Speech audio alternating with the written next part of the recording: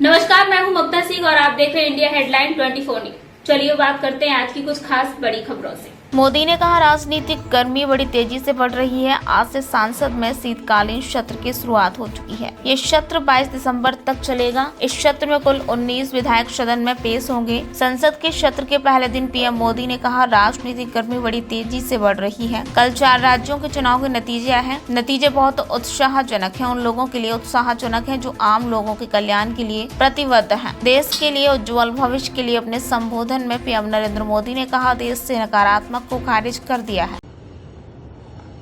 देश ने नकारात्मकता को नकारा है। मैं लगातार सत्र के प्रारंभ में विपक्ष के साथियों के साथ हमारा विचार विमर्श होता है।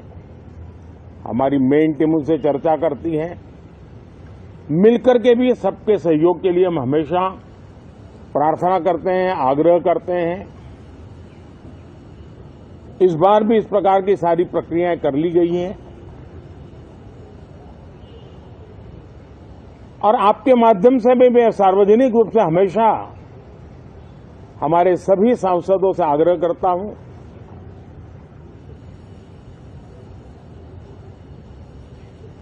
लोकतंत्र का ये मंदिर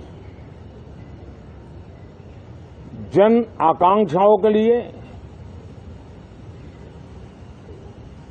विकसित भारत की नींव को अधिक मजबूत बनाने के लिए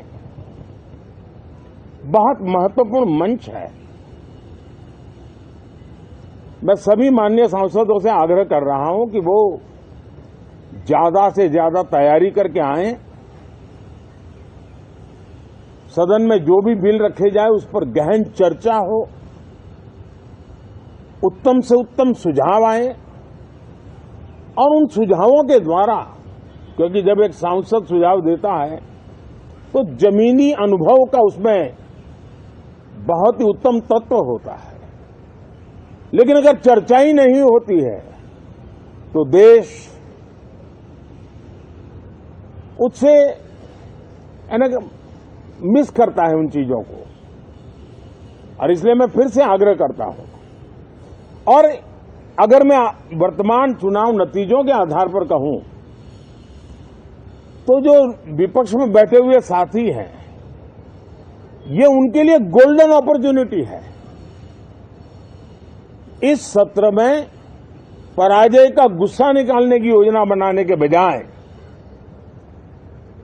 इस पराजय में से सीख करके पिछले 9 साल से चलाई गई नकारात्मकता की प्रवृत्ति को छोड़ करके इस सत्र में अगर सकारात्मकता के साथ आगे बढ़ेंगे तो देश उनके तरफ देखने का दृष्टिकोण बदलेगा। उनके लिए एक नया द्वार खुल सकता है और वो विपक्ष में है तो भी उनको एक अच्छी एडवाइस दे रहा हूं कि आइए सकारात्मक विचार लेकर के आइए। अगर हम 10 कदम चलते तो आप 12 कदम करके फैसला लेकर के आइए। हर किसी का भविष्य उज्जवल है, निराश होने की जरूरत नहीं है। लेकिन कृपा करके बाहर के पराजय का गुस्सा सदन में मत उतारना। हताशा निराशा होगी, आपके साथियों को आपका दम दिखाने के लिए कुछ न कुछ करना भी पड़ेगा, लेकिन कम से कम लोकतंत्र के इस मंदिर को वो मंच मत बनाइए।